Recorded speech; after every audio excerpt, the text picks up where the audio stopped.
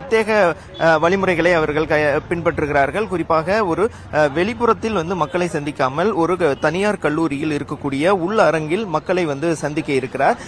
இதிலும் குறிப்பாக பார்த்தீர்கள் என்றால் 2000 பேருக்கு தான் அனுமதி என்றும் ஒரு நிபந்தனை விதிக்கப்பட்டிருக்கிறது.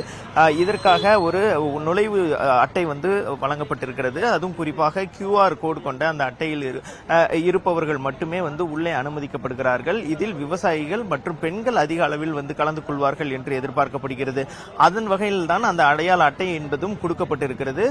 குறிப்பாக ஒரு கிராமத்திற்கு 10 முதல் 12 அடையாள அட்டைகள் வழங்கப்பட்டிருப்பதாக கூறுகிறார்கள். இந்த நிகழ்வானது ஒரு மக்கள் சந்திப்பு நிகழ்வு போலதான் நடைபெற இருக்கிறது.